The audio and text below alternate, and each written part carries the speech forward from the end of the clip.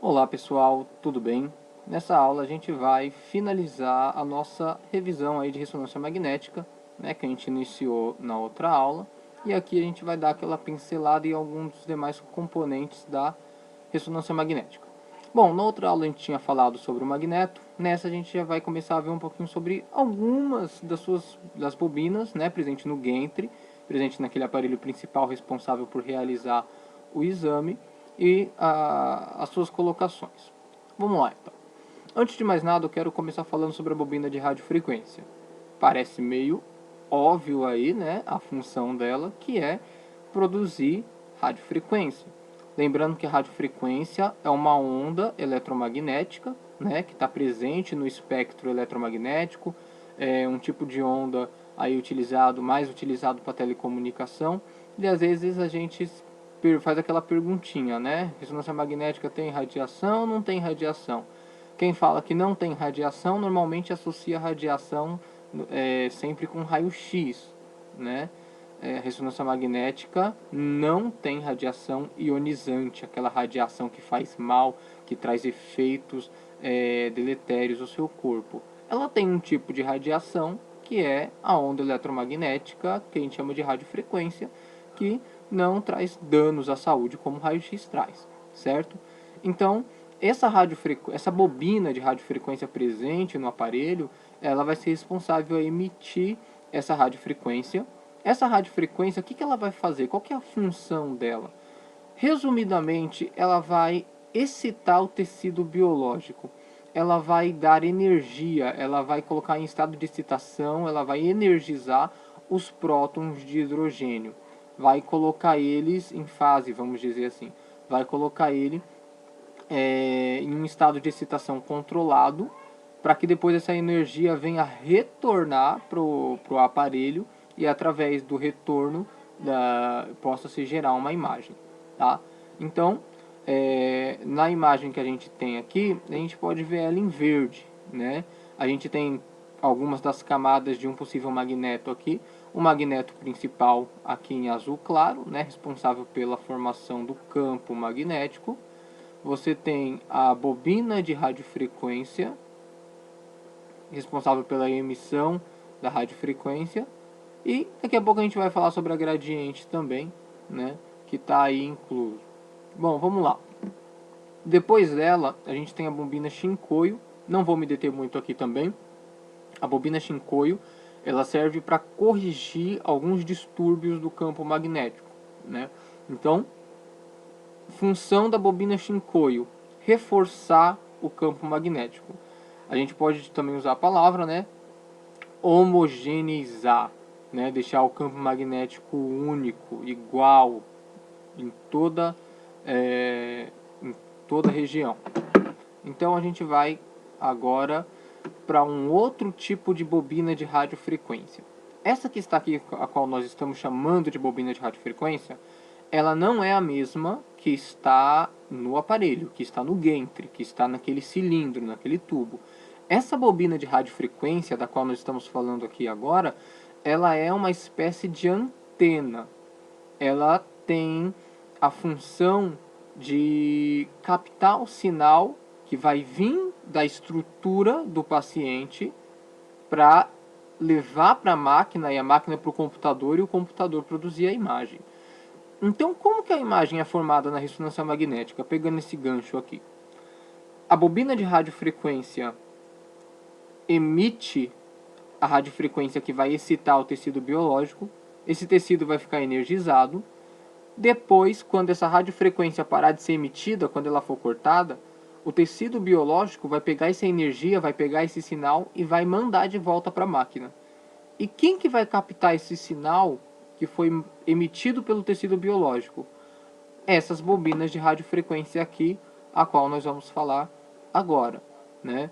Essas bobinas de radiofrequência que captam o sinal enviado pelo tecido biológico para que a imagem possa ser construída, ela é uma bobina que vai estar em contato mais próximo possível com a estrutura que vai ser estudada.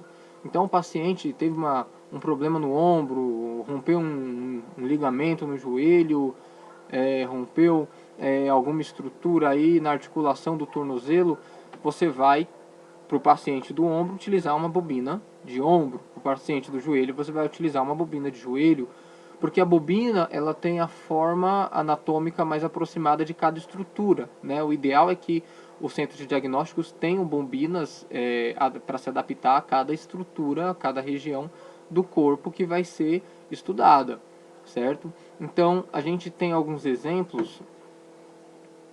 Por exemplo, essa daqui é uma bobina de cabeça, tá? É a bobina que a gente chama de head coil.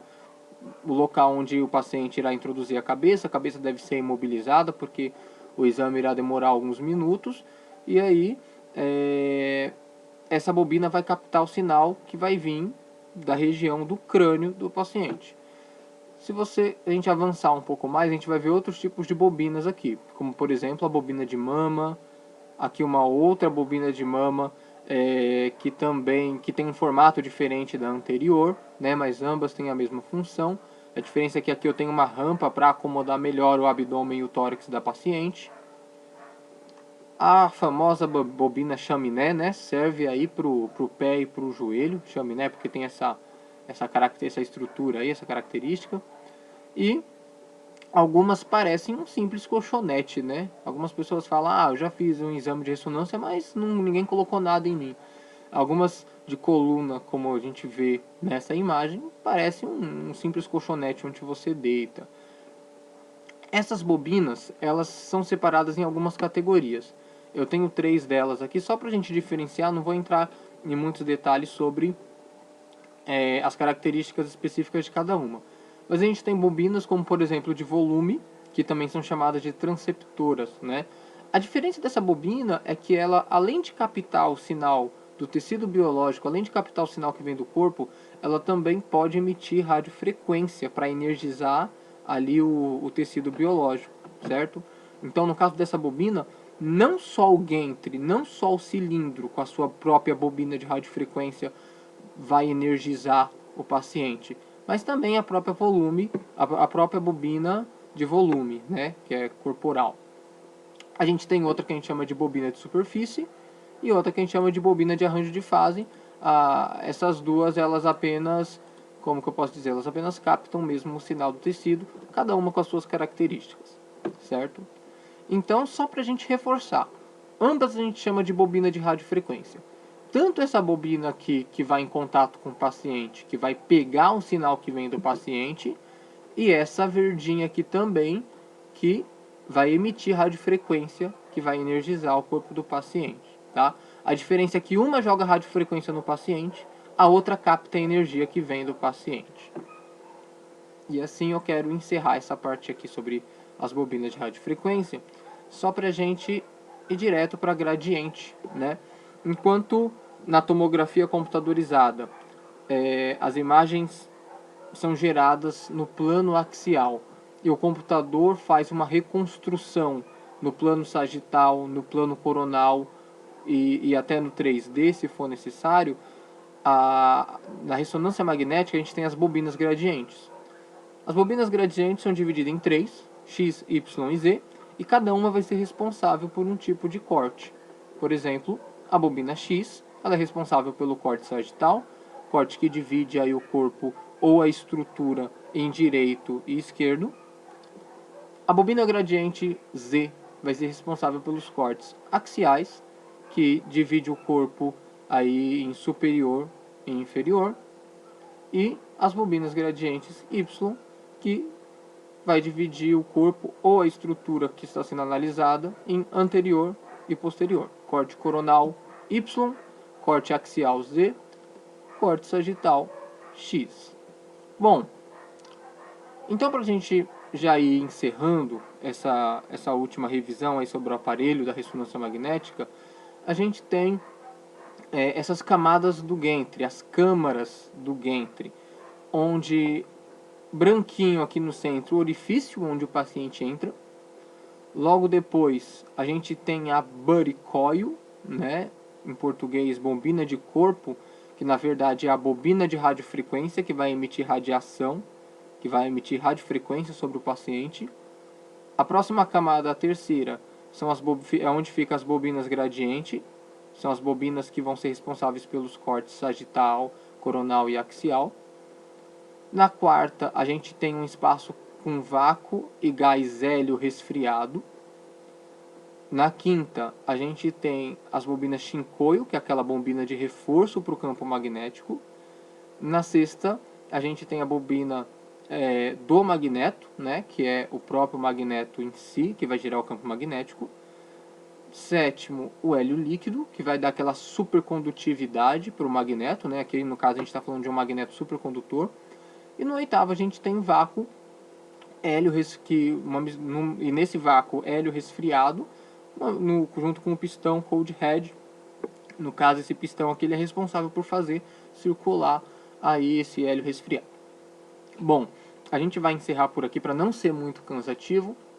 Eu espero que a gente tenha conseguido aí dar uma clareada ou revisado, né, recordado alguns assuntos os quais a gente já tinha comentado em outras aulas. Tá certo, galera? Obrigado, abraço e até a próxima.